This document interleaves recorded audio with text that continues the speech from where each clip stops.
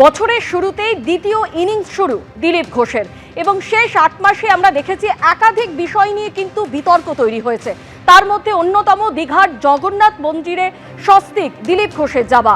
আর এই বিষয় নিয়ে এর আগে আমরা কুণাল ঘোষকে প্রতিক্রিয়া দিতে শুনেছি এবং কুণাল ঘোষ তাকে কটাক্ষ করেছেন দিলীপ ঘোষ। তিনি বলছেন কুণাল ঘোষ প্রবচন দিতেই থাকেন, লোকে মজা পায়। কুণাল ঘোষ সব ব্যাপারেই মন্তব্য করে থাকেন।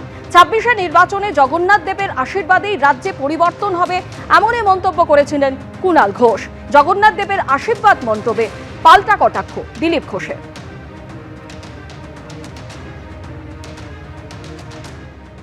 কুণাল ঘোষ বলেছেন, আপনি দীঘার জগন্নাথ মন্দিরের প্রথম দিন অক্ষয় তৃতীয়ার দিন গেছিলেন বলেই নতুন বছরে আপনার ভাগ্যে শিখেছিল। উনি তো প্রবচন দিতেই থাকেন, তো সেই প্রবচন কজন শোনে? অ্যামিউজমেন্ট হয় ওনার প্রবচনে, সব ব্যাপারে উনি সবকিছু বলেন, লোকে মজা নেয়।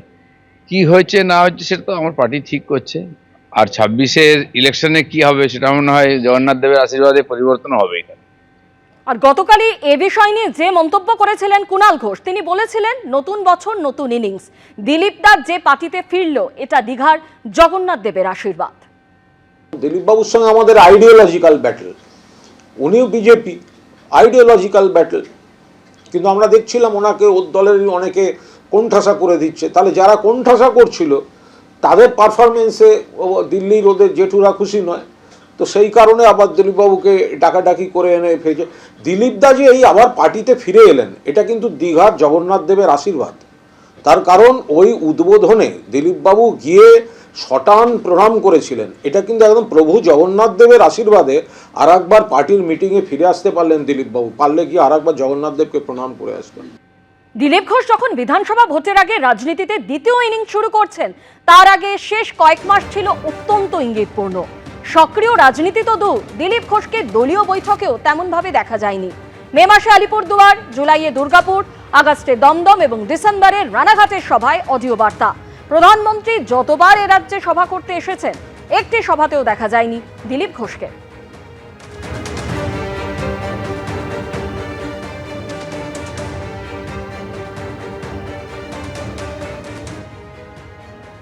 আর এই দ্বিতীয় ইনিংসের শুরুতে দিলীপ ঘোষের যে মন্তব্য, এবার এক্সপেরিমেন্ট। পার্টি এক্সপেরিমেন্ট করে মাঝে মাঝে। দল ভেবেছিল এক একটা মুখকে সামনে আনি। স্বমহিমায় প্রত্যাবর্তন নিয়ে প্রতিক্রিয়া দিলীপ ঘোষের।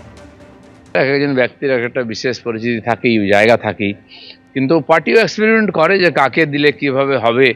তখন তার ইলেকশন লড়তে হয়নি, পার্টি ভেবেছিল যে বিভিন্ন মুখকে আমরা একবার করে প্র্যাকটিস করি, তাদের সামনে আনি, মানুষ কীভাবে রিয়াক্ট করে। তো সেটা দেখার পরে তারা ডিসিশন জানিয়েছেন ইলেকশনে এখন যে সবাইকে নিয়েই লড়তে হবে, লড়াতে হবে। আমার মনে হয় সেই প্রক্রিয়া চলেছে।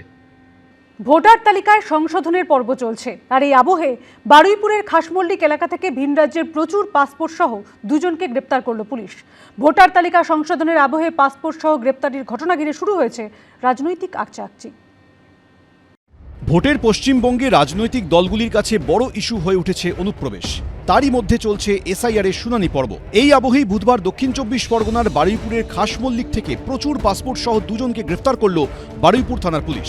পুলিশ সূত্রে খবর, ধৃতদের মধ্যে একজন মেহবুব মোল্লা, তার বাড়ি দক্ষিণ ২৪ পরগনার মগরাহাটে।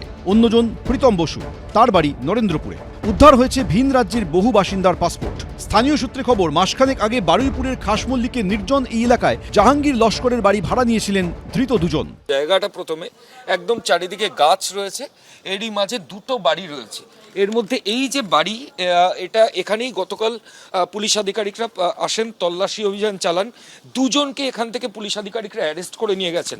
বাড়ির বাইরে এই মুহূর্তে তালা বন্ধ অবস্থায় রয়েছে। এরা কতদিন ভাড়া নিয়েছে আপনাদের থেকে? ৬-৭ মাস হবে। আপনারা জানতেন যে এরা এইসব পাসপোর্ট?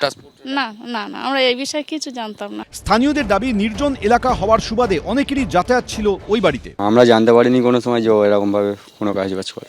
বাইরের লোক তো প্রায় আসতো, প্রায় মেয়েরা ঢুকতো, ছেলেরা ঢুকতো। আমরা জানি যে উনি কোনো ভালো কাজ বাজ করে। এবার ফোনে সারাক্ষণ কথা বলতো, কন্টিনিউয়াসলি। নিয়েছিল একজন ভাড়া আলটিমেটলি, এবার থাকতো ৩-৪ জন। কিভাবে দুজনের হাতে এলো ভিন রাজ্যের বাসিন্দাদের পাসপোর্ট? পাসপোর্টগুলি আসল না নকল, এই চক্রে আর কে বা কারা জড়িত? সম্ভবত প্রতারণার জন্য, বিদেশে পাঠানোর জন্য, ভিসা করে দেওয়ার জন্য, বিদেশে চাকরির জন্য এরকমই বিভিন্ন টোপ দিয়ে পাসপোর্ট নিয়ে আসা হতে পারে। তবে এখনই সেই কারণ হয়েছে কিনা সেটা তদন্তকারী আধিকারিকরা পুরোপুরি স্পষ্ট করছেন না। এসআইআর কতটা উপকার করছে এটাই তার একদম জ্বলন্ত দৃষ্টান্ত, যে জাল সমস্ত পাসপোর্ট করনেওয়ালা, পরিচয়পত্র করনেওয়ালা তাদেরকে এখন গ্রেপ্তার হচ্ছে, আর নইলে তারা মালপত্র সমেত তারা সমস্ত কিছু ফেলে দিচ্ছে।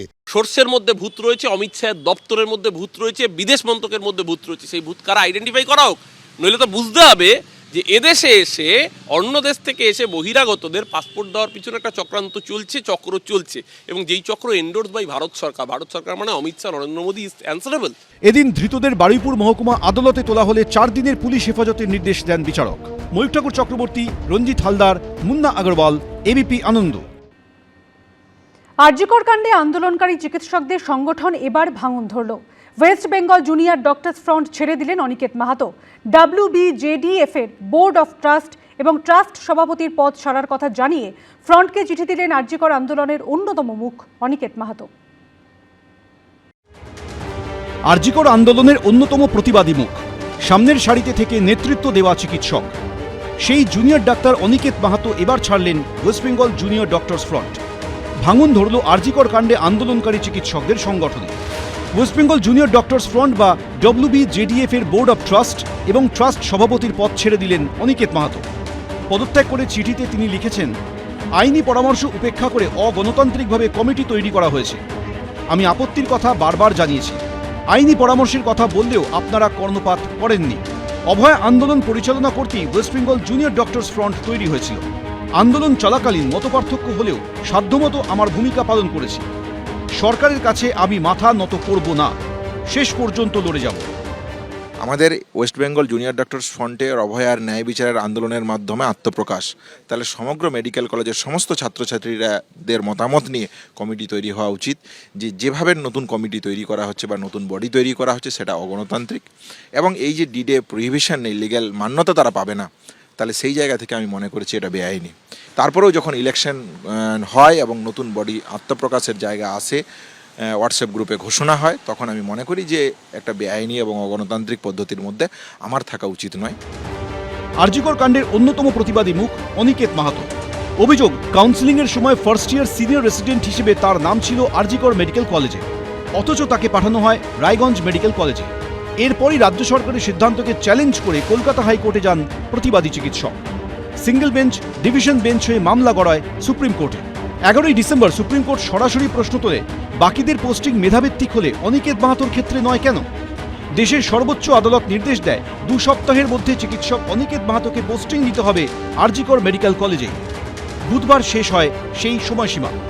সুপ্রিম কোর্টের নির্দেশ সত্ত্বেও চিকিৎসক অনিকেত মাহাতোকে আরজিকর হাসপাতালে পোস্টিং দেওয়া হচ্ছে না কেন?